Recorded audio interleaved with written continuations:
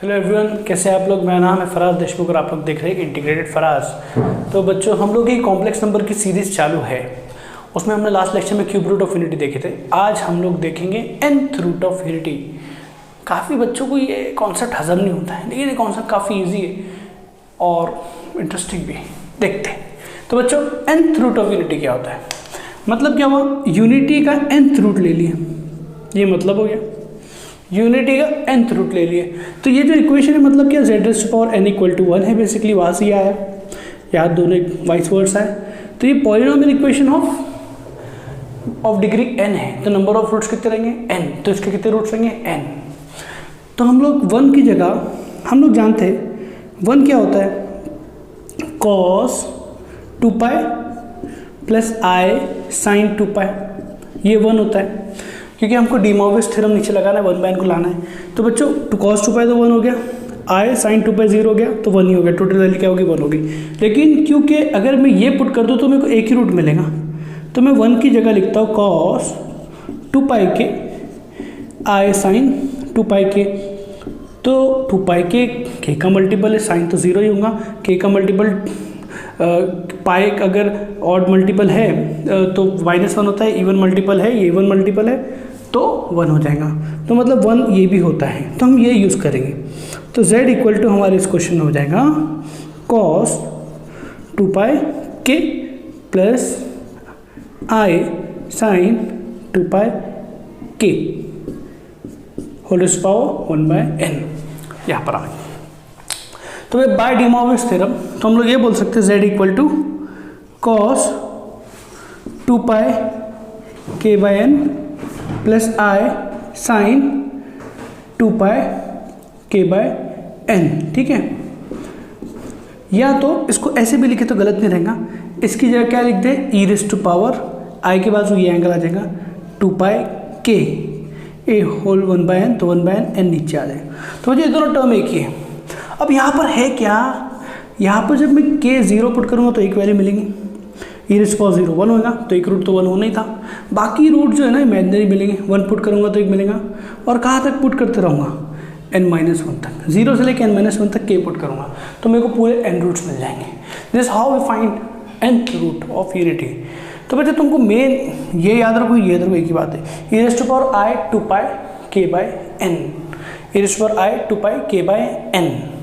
अब हम लोग क्या करते, हम लोग बार बार ये नहीं लिखते, हम इसको एक नाम दे देते, अल्फ़ा स्क्वायर। तो कैसा हम लोग करते, देखो एक बात तो कन्फर्म है, पहला रूट 1 है क्योंकि k को 0 रखोगे।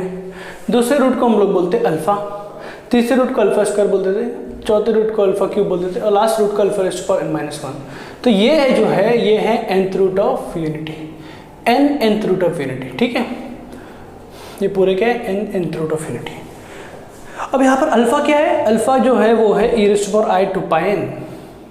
तो अल्फ़ा क्या है, e raise to power i 2πn, 1 तो 1 है। अल्फ़ा स्क्वायर का हो जाएगा e raise to power i 2πn का square which is e raise to power i 2πn, मतलब क्या हो जाएगा, 4πn हो जाएगा, 2 से मल्टीप्लाई हो जाएगा। ओके, तो बच्चों अल्फ़ा हमारा ये होता है। तो जनरल अगर देखें हम लोग तो z इक्वल टू बेसिकली होता क्या है, alpha raise to power k, क्योंकि 2πn e raise to power i 2πn क्या हो गया, अल्फ़ा हो गया, तो alpha raise to power k, और k क्या 0 होगा तो 1 2 1 2 3 क्या अलग अलग पुट करते रहेंगे तो पूरे मिल जाएंगे। तो ये है हमारे अल्फ़ा जो है, ये है nth रूट ऑफ यूनिटी। अगर 7th रूट ऑफ यूनिटी रहेंगे तो 1 अल्फ़ा स्क्वायर से लेकर अल्फ़ा रेज़ टू पावर 6 तक जाएगा। और वहाँ पर अल्फ़ा क्या हो जाएगा, अल्फ़ा क्या हो जाएगा, e raise to power i 2π/7, क्योंकि n क्या है 7th रूट ऑफ यूनिटी। बात समझे? एग्जाम्पल में हम लोग इसको और क्लियर कर लेंगे। पहले हम लोग इसके जनरल फॉर्म में प्रॉपर्टीज देख लेते हैं। ओके, तो बच्चों प्रॉपर्टी है, पहली प्रॉपर्टी कि ये जीपी में होता है, जीपी में है, क्लियरली दिख रहा है, और जहाँ पर कॉमन रेशियो अल्फ़ा है और अल्फ़ा क्या है, e raise to power i 2π है। उसके बाद sum of nth root of unity जो होता है ऑलवेज 0, मतलब क्या बोल रहा है कि 1 plus alpha square plus alpha raise to power n-1 क्या होता है, हमेशा 0 होता है। ठीक है, इसको 2 मिनट में प्रूफ कर देंगे। जीपी का फॉर्मूला लगा लो। फर्स्ट टर्म क्या है, 1, कॉमन रेशियो क्या है अल्फा, नंबर ऑफ टर्म्स क्या है n, -1 अपॉन अल्फा -1। तो ये अब देखो बच्चों, alpha raise to power n क्या होता है 1 होता है, alpha raise to power n क्या होता है 1 होता है। क्यों होता है? क्योंकि अल्फा जो है वो क्या है e raise to power i 2 pi by n, तो e raise to power i 2 pi by n whole raise to power n equal to e raise to power i 2 pi, अब cos 2 pi plus i sin 2 pi, तो 0 हो गया i sin 2 pi, cos 2 पाई क्या हुआ 1 हुआ, तो ये 1 - 1 हो गया और नीचे कुछ भी हो 0 हो गया। तो sum of nth root of unity क्या होता है 0 होता है। तो इसी तरह से अगर n 3 होता तो क्यूब रूट ऑफ यूनिटी हो जाता।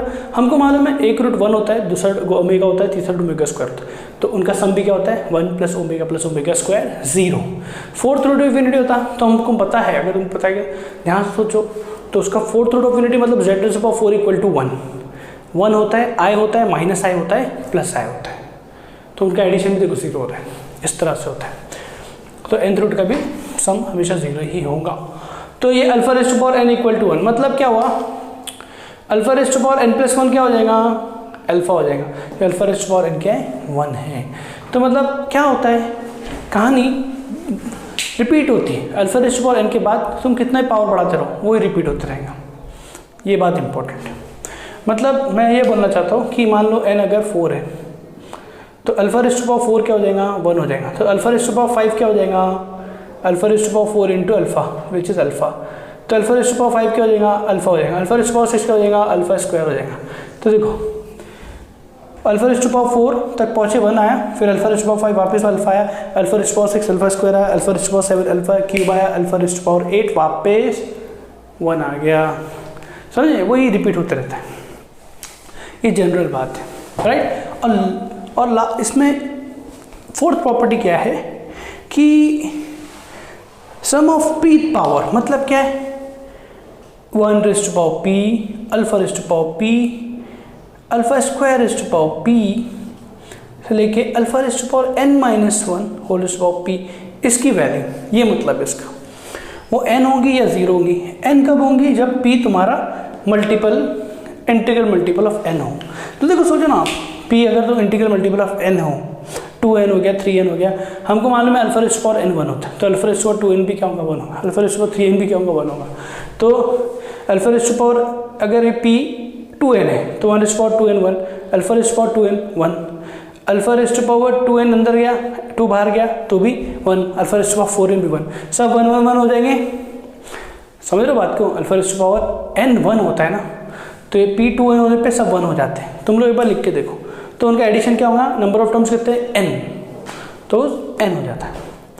और अगर ऐसा ना हो, n का मल्टीपल ना हो तो 0 होता है, 0 होता है, इनका सम हमेशा 0 होता है। तो एक ही केस में n होता है जब वो इंटीग्रल मल्टीपल ऑफ n हो, तभी होता है। तो बड़ी इंपॉर्टेंट प्रॉपर्टी है। जैसे इस केस में देखो p को हमने 1 ले ली, तो 1 alpha raise to power 1 alpha square ये सब मिला तो हमारा 0 आया, क्योंकि p is not the integral multiple of n, 2 भी लोगे तो नहीं होगा, वही होगा, रिपीट होता रहेगा। तो बच्चों ये 4 प्रॉपर्टीज़ हैं, इस पर और प्रॉपर्टी देखते हैं, बोर्ड क्लियर कर लेते हैं। तो बच्चों देखो 5th 6th 7th प्रॉपर्टी देख लेते हैं। तो 5th प्रॉपर्टी आसान है कि product of all nth root of unity होता है -1 रेज़ टू पावर n - 1, मतलब क्या 1 into alpha square into alpha cube से लेके alpha raise to power n - 1 तक अगर तुम प्रोडक्ट करोगे तो ये होता है, ये मतलब हो गया इसका। अब देखो सबके पावर तो ऐड ही होने वाले, तो अल्फा रेज़ टू पावर 1 + 2 + 3 से लेके n - 1 तक जाने वाला है। अब हम लोग को पता है कि 1 से 2 से लेके n तक गया तो n इंटू n + 1/2 होता है, लेकिन अगर एक कम तक गया, कहाँ तक जा रहा है n - 1 तक, यहाँ n तक जा रहा है तो n रहता है, n - 1 जा रहा है तो जितने भी n है उधर n - 1 आ जाएंगे, तो -1 + 1 कैंसिल, तो ये n इंटू n - 1/2 हो जाता है। तो इसका सम क्या हो जाएगा alpha raise to power n into n - 1/2। अब क्या हो रहा है, अब अल्फ़ा है क्या बच्चों, अल्फ़ा क्या है e raise to power i 2 pi by n into n - 1/2 है, तो 2 गया n गया, तो e raise to power i pi whole raise to power n minus 1। तो ये क्या होगा बच्चों, e raise to power i pi cos pi minus 1 हो गया, प्लस आई साइन पाई 0 हो गया, तो माइनस 1 प्लस 0 तो माइनस 1 हो गया ना, e raise to power i pi, तो ये minus 1 raise to power n minus 1 proof हो गया। तो याद रखो product of nth root of unity के प्रोडक्ट क्या होता है, minus 1 raise to power n minus 1। तो उसके बाद की प्रॉपर्टी देखो, z raise to power n, तो ये तो देखो ऑब्वियस बात है, z raise to power n minus 1 को तुम ऐसे लिख सकते हो कि इसके रूट्स क्या, एक 1 है, एक अल्फा है, एक अल्फा स्क्वायर, एक alpha raise to power n minus 1 तक है। अगर तुम देखो कि z अगर मैं नॉट इक्वल टू 1 ले लूँ तो z raise to power n minus 1 upon z minus 1 नीचे आ जाएगा, क्योंकि 0 नहीं हो पा रहा है,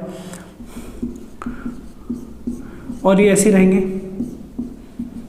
तो बच्चों इधर ये नोट करने वाली बात है कि ये देखो जीपी बन गया जिसका फर्स्ट टर्म 1 है मान लो, और कॉमन रेशियो z है, और नंबर ऑफ टर्म्स n है, उसका सम बन गया ना, sum of a GP whose first term is 1, common ratio z and number of terms is n। तो इसको मैं 1 प्लस z स्क्वायर से लेके z raise to power n तक लिख दूँ, नंबर ऑफ टर्म्स n है तो n माइनस 1 तक जाएगा, सही है ना बात, ये 1 से स्टार्ट किया ना मैंने, z रेज़ टू पावर 0 से लेके n माइनस 1 तक जाएगा, तो नंबर ऑफ टर्म्स कितने n है, इससे n माइनस 1 तक जाएगा, और इधर सामने क्या जाएगा z माइनस अल्फा स्क्वायर।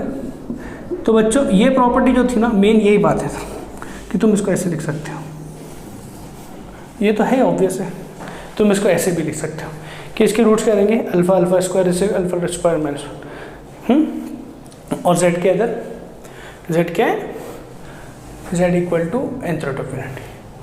तो ये बात होगी। और लास्ट प्रॉपर्टी जो है कि all the nth root of unity lie on a unit circle. तो बच्चों पूरे सबका तुम मॉड ले लो, क्योंकि e raise to power i 2 pi by n k मतलब अल्फा रेज़ टू पावर k हो गया। ये जो चीज़ इसका मॉड अगर मैं ले लूँ तो ये 1 ही आने वाला है, क्योंकि e raise to power i 2 pi k, तो e raise to power i theta हमेशा 1 ही होता है, तुमको पता ही है ना बच्चों, इसके मॉड हमेशा 1 होता है, cos square theta plus sine square theta, इसको एक्सपांड करने पे थीटा कुछ भी हो तो ये 1 ही होगा। तो मालूम क्या पड़ा, मॉड अगर 1 है, सो अगर कोई भी 1 का मॉड 1 है, अल्फा का मॉड 1 है, अल्फा स्क्वायर का मॉड 1 है, तो सबके डिस्टेंस फ्रॉम ओरिजिन क्या हो जाएंगी, 1 1 हो जाएंगी, तो सब ऐसे यूनिट सर्कल पे लाई करेंगे, ठीक है। अब देखो इधर नोट करो बात कि 1 मतलब क्या हुआ, e raise to power i 2 pi by n into 0 हो गया, मतलब अल्फ़ा क्या हुआ, e raise to power i 2 pi by n into 1 हो गया, अल्फ़ा स्क्वायर क्या हो गया, e raise to power i 2 pi by n 2 हो गया, alpha raise to power n minus 1 समझ रहे हो ना, e raise to power i 2 pi by n minus 1। तो बच्चों n साइडेड ही पॉलीगॉन भी बन जाता है, कैसे, ये 1 हुआ, 1,0 आ गया इधर, और ये इसको जॉइंट कराए, ये इसको जॉइंट कराए, फिर ये चलते रहेगा। तो ये जो सेकंड है ये क्या है, e raise to power i 2 pi by n, ये अल्फा है, which is e raise to power i 2 pi by n। तो अगर नोट करो तो इधर 1 है, तो 1 को ये मल्टीप्लाइड है, तो 1 रोटेट हो गया कितने से, 2 पाई बाई n एंगल से, राइट। फिर तुमने तो देखो बात का क्या है, 4 पाई बाई n है, तो यहाँ से लेके एंगल क्या 4 पाई बाई n, क्योंकि यहाँ पर 1 है, तो इसको 4 पाई बाई n से रोटेट किया, तो मतलब ये एंगल कितना हो गया 2 pi by n, total 4 pi by n है। तो बच्चों तो दिखने में अलग अलग दिख रही है लेंथ, लेकिन ये लेंथ पूरी सेम रहेंगी, ठीक है। तो सबके बीच का एंगल क्या रहेगा 2 पाई बाई n। तो angle between this polygon will be ये वाला एंगल, वर्टेक्स ज्वाइन करने, ये इधर वाला बीच से सेंटर से एंगल जो होता है, centre angle 2 pi by n 2 pi by n 2 pi by n रहेगा।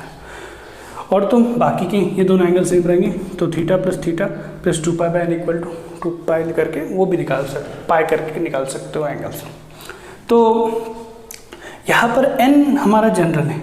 अभी हमने क्यूब रूट ऑफ यूनिटी में देखे थे, n अगर 3 है तो ये ऐसा बन जा रहा था, देखो ये 1,0, ये ओमेगा और ये ओमेगा स्क्वायर। तो बेसिकली इसको मैं 1 ही लिखता हूँ, 1 + i0 मतलब 1। तो ये भी याद है, तुमने बताया था रोटेट हो जाता है, क्योंकि ओमेगा क्या होता है, e raise to power i 2 pi by 3 होगा, क्योंकि n तुम्हारा 3 है, तो e 2 पाई बाई n क्या है 3 है, 2π/3 हो जाएगा। और k को 0 रखें तो ये मिला, k को 1 रखें और k को 2 तक रखें तो ये क्या हो जाएगा, e⁻⁴ 4π/3 हो जाएगा। अगर n 4 होता ना बच्चों तो पहला तो ऐसा मिलता, देखो 1 मिलता, फिर ये मिलता, फिर ये मिलता, फिर ये मिलता, फिर ये मिलता, तो स्क्वायर बन जाता और 90 डिग्री इनके बीच का एंगल होता है। क्योंकि देखो बच्चों 1 तो 1 है, दूसरा अल्फा जो है वो e⁻²π/4 है तो π/2 हो गया, तो π/2 से रोटेट हो गया, आई होगा बेसिकली। और अल्फा स्क्वायर क्या रहेगा, e⁻⁴π/4 विच इज़ -1, तो ये अल्फा स्क्वायर अल्फा क्यूब 1, तो which is 1 alpha i -1 alpha square -1 i का -1 और -i, तो ऐसा घूमते रहेगा। तो इस तरह से अगर पेंटागन कब बनेगा, n = 5 पे, तो ये इंपॉर्टेंट प्रॉपर्टी, इस पर अच्छे क्वेश्चन बन सकते हैं। तो बच्चों ये होगी प्रॉपर्टीज़। अब हम लोग थोड़े क्वेश्चन लेते हैं। तो बच्चों जैसे कि ये क्वेश्चन है, इसको लेते हैं। सेम टाइप का क्वेश्चन जेईई में आ चुका है, यही था कि देख लेना तो देखने में तो डरना लगता है, लेकिन अगर तुम लोग कुछ बातें समझो, हम लोगों ने क्या बोले कि 1 + अल्फ़ा स्क्वायर ये क्या होता है, α⁻n-1 तक इनका सम हमेशा 0 होता है। तो बच्चों अगर मैं इसको सिग्मा में लिखूं, क्योंकि सिग्मा इधर, तो k = 0 से लेके n-1 क्या होता है, 0 होता है, यही मतलब हो गया इसका। और अल्फ़ा की वैल्यू क्या होती है, e⁻²π/n। तो मैं इसको अगर ऐसे लिख दूँ, k = 0 n-1 e⁻²π/n k, तो ऊपर k मल्टीप्लाई हो जाएंगे, ये 0 होता है। और क्योंकि कॉस और साइन में क्वेश्चन है तो मैं इसको ऐसे लिख दूँ, cos 2πk/n + i sin 2πk/n k = 0 से लेकर n-1, तो ये होता है 0, ये ठीक है। तो बेसिकली ये 0 होता है, ठीक है। इससे डिराइव हुआ, तो तुम लोग अलग से नोट बना के लिख सकते हो। अभी बच्चों अगर मैं सिग्मा अलग अलग बांट भी दूँ, क्योंकि i × 0, ये 0 मतलब क्या होता है, तो ये इंडिविजुअली भी मैं इनको 0 बोल सकता हूँ। बड़ी काम की प्रॉपर्टी है ना, इंडिविजुअली भी 0 होते हैं, क्योंकि ये रियल पार्ट से कंपेयर होगा सिग्मा s पे बटा, और ये भी इमेजिनरी पार्ट से कंपेयर होगा साइन वाला। अब देखो क्वेश्चन तुम लोग को बड़ा आसान लग रहा होगा आपको, तो ये नोट क्या करना है, जो नीचे होता है वो रूट होता है, nth रूट है इधर, और यहाँ पर n-1 होता है और 0 से स्टार्ट होता है, ये सब बातें इंपॉर्टेंट है, ठीक है। अब हम लोग इस पे आ जाते हैं। तो पहले तुम लोग समझिए, मैं सिग्मा बांटूंगा,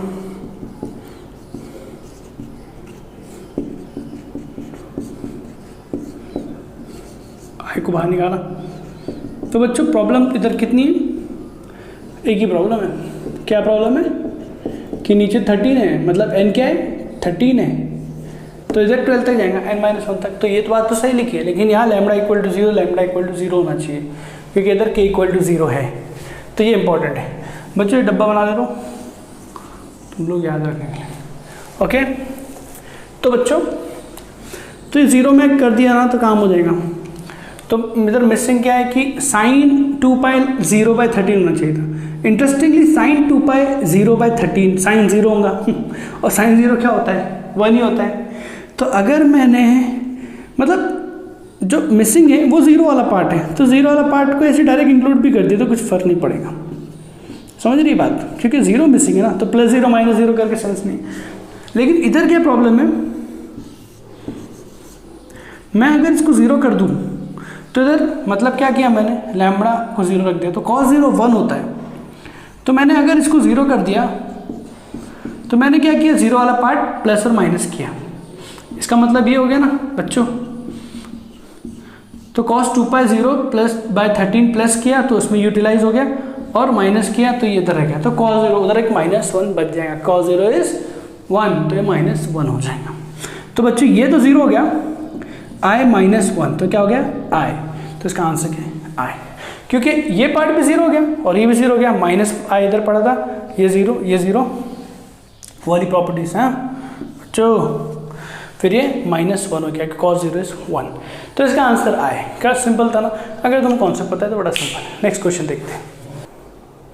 तो बच्चों ये वाला क्वेश्चन देख लो, बहुत ही ज़बरदस्त सवाल। α1, α2, α3, αn-1 इसने अपने नाम दिया है। Are the non real nth root of unity. Non real सब आयोटिक के टर्म्स में होते नॉन रियल है। 1 छोड़ दिया तो बाकी नॉन रियल है, 1 ही अकेला रियल था उसमें। तो ये निकालना है। तो अप्रोच कैसा करें? तो बच्चों पहले इसमें एक बात गौर करो कि जो निकालना है तुमको वो 1 - α1, 1 - α2, 1 - α3 से लेके 1 - तो ऐसा अगर कहीं हमने देखा है तो हमको याद अगर तुमको होगा कि मैंने एक प्रॉपर्टी में लिखाया था कि 1 + z से लेके z⁻n-1 तक अगर गए तो ये क्या होता है z - अल्फ़ा। याद करो, थोड़ी देर पहले पढ़ा है, प्रॉपर्टी में लिखा है, प्रूव भी किया था। ये होता है कुछ। तो बस इसने नाम क्या कर दिया, इसने अल्फ़ा को α1 रख दिया है ना। अपने केस में अलग चेंज कर दिया, बस इतना ही फ़र्क है ना। nth रूट ऑफ यूनिटी है ना ये, तो इसने अल्फ़ा को α1 रख दिया है, अल्फ़ा स्क्वायर को α2 रख दिया है, और चलते रहेगा। इसको alpha with base subscript n-1 रख दिया, बस नाम रख दिया। यही हो गया मतलब, बस ये निकालना है। अब बच्चा बता देगा हाँ सर अल्फ़ा को 1 लिख लो, अल्फ़ा को 1 ले लो सर। तो ये क्या हो जाएगा 1 - α1, 1 - α2, 1 - αn-1। पहले इधर का लिखा, इधर 1 + 1 + 1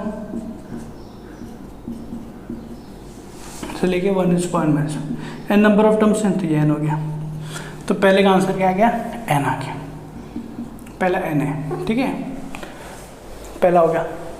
दूसरा वाला क्या देखो, 1 प्लस है, माइनस था, इधर 1 प्लस है। तो बच्चों क्या करो बताओ, हाँ करेक्ट, अल्फ़ा क्या रख दो, -1 रख दो।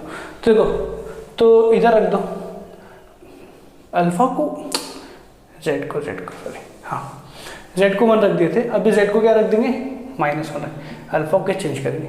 तो बच्चों क्या हो जाएगा, -1 - α1, -1 - α2 से लेके -1 - αn-1, इधर क्या आ जाएगा माइनस। तो बच्चों इधर हो क्या रहा था, ये GP दिया हुआ है, देखो ये GP है। तो मैं अपने सेफर साइड के लिए -1 पहले लिखा, -1 का स्क्वायर, -1 का क्यूब, चलते नहीं कहानी, -1n-1 तक। तो बच्चों GP है, देखो फर्स्ट टर्म -1 है इसका, और कॉमन रेशियो भी -1 है, नंबर ऑफ टर्म्स n है, -1/-1 देखो ये बन रहा है कि नहीं। तो जैसे पूरा माइनस कॉमन निकालो तो अपना क्वेश्चन बन जाएगा, और इधर भेज दो, इस माइनस को उड़ा देगा, ये माइनस को इधर भेज दो, तो अपना क्वेश्चन बन जाएगा। देखो 1 + α1, 1 + α2, 1 + α3 से लेके 1 + αn-1 इक्वल टू, अब इधर क्या हो रहा है, ये माइनस गया, इधर का -2 हो गया, -1n-1/-2 ऐसा कुछ हो गया। तो देख लो बच्चों, कैलकुलेशन में मिस्टेक नहीं है, राइट। तो ये जो चीज़ है n even अगर रहेगा और n odd पे अलग अलग आंसर देगा, n even -1 even तो 1 हो जाएगा, 1 - 1 0 हो जाएगा, और n odd अगर रहेगा तो -1 सॉरी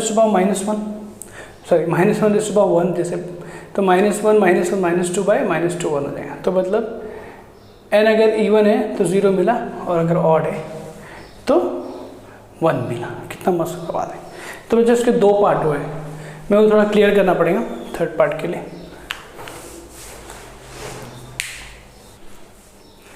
तो बच्चों थर्ड पार्ट ऐसा है कि जो चीज़ इधर मल्टीप्लिकेशन में थी वो डिवीजन में है, और 1/something + 1/something है। तो ये लाना तो थोड़ा कैलकुलस में हमको जाना पड़ेगा। कैसे देखते देखो, हमको पता है कि ये हमको मिल चुका है। देखो अब मैं इधर क्या कर रहा हूँ, अप्लाई लॉग बोथ साइड, तो लॉग लगा दिया इधर। क्यों किया, क्योंकि जो चीज़ मल्टीप्लिकेशन मेरे को एडिशन में लाना है। फिर 1 + z + z² ऐसे लेके z⁻n-1 इक्वल्स टू, लॉग बदल लिया तो अभी इधर भी लॉग आ जाएगा और ये सब चीज़ें लॉग में आ जाएंगी। तो बच्चों क्योंकि इधर लॉग लगाऊंगा तो ये सब चीज़ लॉग में आ जाएंगी, तो मल्टीप्लिकेशन में तो लॉग में क्या हो जाएगा, एडिशन में आ जाएगा। z minus alpha 1 log z minus alpha 2 से लेके plus log z minus alpha n minus 1। Okay, अब क्या हो रहा है, हमको 1 अपॉन चाहिए। अब लॉग में लिया, इसको डिफ्रेंशिएट कर दूंगा तो 1 अपॉन z माइनस अल्फा 1 हो जाएगा with respect to z variable है अपना, क्योंकि अल्फा वो सब तो कांस्टेंट होते हैं। तो ये भी क्या हो जाएगा 1 अपॉन 1 प्लस z स्क्वायर से लेके z स्क्वायर n माइनस 1 हो जाएगा। और चेन रूल से इसका ऊपर आएगा 0, z का 1 आया, 2z 3z स्क्वायर से लेके n minus 1 z square n minus 2 तक चले जाएंगे। ओके, क्योंकि पावर उतरा, एरिक कम हुआ। अब इधर क्या हो रहा है, 1 upon z minus alpha 1 plus 1 upon z minus alpha 2 से लेके 1 upon z minus alpha n minus 1। अब तुमको मालूम है बहुत ही इंपॉर्टेंट स्टेप जो तुम लोग सब जानते हो करना है, क्या है वो बताओ, क्या है वो? ये है कि इसके अंदर z इक्वल टू 1 पुट कर देना। हो गया, तो 1 प्लस होता रहेगा नीचे और ये n हो जाएगा। और ऊपर क्या आ रहा है, 1 प्लस 2 प्लस 3 से लेके लास्ट टर्म n माइनस 1 है। और यहाँ पर 1 माइनस अल्फ़ा 1 हो गया, 1 माइनस अल्फ़ा 2 हो गया, 1 माइनस अल्फ़ा n माइनस 1। तो बच्चों ये आंसर आ गया, इसकी वैल्यू पूछा था। तो ये तो अभी हमने देखी कि n माइनस 1 तक जाता है तो n इंटू n माइनस 1/2 होता है, और नीचे भी n है तो n कैंसिल हो गया। तो इसका आंसर क्या है, n माइनस 1/2, इसकी वैल्यू पूछा था। तो बच्चों थोड़ा मज़ेदार क्वेश्चन था, इसमें हमने लॉग लगाए फिर डिफरेंशिएट किए। तुम लोग को अंदाज़ा हो जाएगा कि ऐसे टाइप के क्वेश्चन में ऐसे करना है, लॉग लगाओ ताकि वो एडिशन में हो जाए और डिफरेंशिएट करो अगर वो क्वेश्चन में डिनोमिनेटर में दिया हुआ है तो। बच्चों इस पर और क्वेश्चन देखते हैं। बच्चों ये क्वेश्चन देख लेते हैं, JEE advance 2015 integer type question है। तो हमको अल्फ़ा की डिफाइन करके दिया है, तो आए तो अपना पता ही अपने को, इसकी वैल्यू पूछा है, ठीक है, the value of this expression. तो अल्फ़ा के इसने डिफाइन किया है, nth रूट ऑफ यूनिटी तो नहीं है लेकिन मिलता जुलता इसलिए ले रहा हूँ। तो बच्चों अल्फ़ा के एक्चुअल में है क्या, e raise to power i k pi by 7, ये है पाई की बाय 7 एक्चुअल में ये है। तो हमको वैल्यू किसकी पूछी, अल्फ़ा k प्लस 1। तो अल्फ़ा के ये है, अल्फ़ा k प्लस 1 क्या है, k की जगह k प्लस 1 आ जाएगा, तो e raise to power k plus 1 pi by 7। तो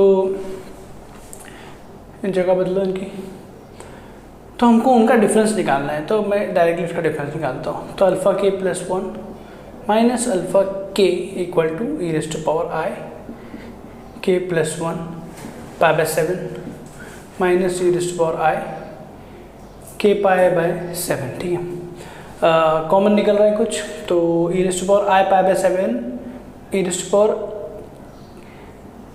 i k pi by 7 common निकल जाए। तो यहाँ पर से k पाई बाय 7 निकल गया, तो e raise to power i pi by 7 बच गया और यहाँ से पूरा -1 बचा। अब देखो यहाँ तक तुम पहुँच गए, अब इस पर मॉड लगा देना है, ये जो वैल्यू है इस पर मॉड लगा देते हैं, ये मॉड आ गया। तो मॉड दोनों में बढ़ जाएगा, मल्टीप्लिकेशन है तो e raise to power i theta का मॉड तो 1 ही होता है, तो इसका अकेले का बचेगा कि पाई बाय 7 -1, तो ये तो हो गया 1। तो हमको क्या मिला, e raise to power i pi by 7 -1, तो हमको ये मिला। बच्चों ये हो गया अपना डिनोमिनेटर, लेकिन इस पर भी इसने सिग्मा लगाया हुआ है। तो बच्चों ये इस पर अगर सिग्मा लगा दूँ तो ये जो टर्म है कांस्टेंट है, तो कांस्टेंट है, तो मैं लिख लेता चलो k इक्वल टू 1 12, इसे क्या आएगा e raise to power i 2 pi by 7 -1। तो ये कांस्टेंट टर्म है और ये 1 से लेके 12, तो ये कांस्टेंट टर्म 12 बार रिपीट हो रहा है, ऐड हो रहा है, सम हो रहा है, तो 12 हो जाएगा बस इतना ही होगा, इतना ही होगा, ठीक है। अब नीचे पे आ जाओ, तो जो हरकत हमने इसके साथ की, तो k की जगह इधर क्या है 4k, k की जगह 4k और एक का डिफरेंस है इसमें भी सेम ही एक तरीके से। तो जो तो हमने इधर किए ना वही करो, अल्फ़ा इधर 4k -1 कर दो, इधर 4k -1, तो इधर क्या है 4k -1 आ जाएगा, और 4k -2 में 4k -2 आएगा, तो सेम ही चीज़ आती है, ऐसी कॉमन निकलेगा। तो बच्चे मॉड लगाते हैं ना, तो उसके बाजू वाला 1 हो जाता है और यही बचता है, और ये 1 से 3 है, ये 1 से 3 है, तो एक्चुअल में सेम ही चीज़ बचती है। अगर तुम उसको सॉल्व सेम मेथड से करना है, k की जगह k + 1 है तो k + 1, 4k -1 तो इधर k की जगह k + 1 था, तो इधर 4k -1 4k -1, बस कॉमन निकाल के वो सब करते तो सेम ही आता है। बस ये 3 तक जा रहा है, तो ये 3 तक जा रहा है तो 3 गुना हो जाएगा, तो 3, और ये तो रिपीट ही हो रहा है, सॉरी यार, π/7 -1 π/7 π/7, ये वैल्यू π/7, तो ये कैंसिल हो गया, तो 12/3 आंसर क्या गया 4। कितना आसान क्वेश्चन, मतलब दिखने में ऐसा लगता है ये अपना nth रूट ऑफ यूनिटी का क्वेश्चन है, लेकिन ये ऐसे ही हो जाता है। लेकिन इसमें ये इंपॉर्टेंट बात है कि हमने इसको पोलार में कन्वर्ट की, पोलार से ऑयलर यूलर में कन्वर्ट किए, इसलिए आसानी से हो गया, नहीं तो मैं ऐसा इसको डायरेक्ट पुट करते तो बहुत ही कॉम्प्लिकेट हो जाता। तो बच्चे इतने क्वेश्चन पे इस टॉपिक को ख़त्म करते हैं, नेक्स्ट वीडियो में आगे बढ़ते हैं। Thank you.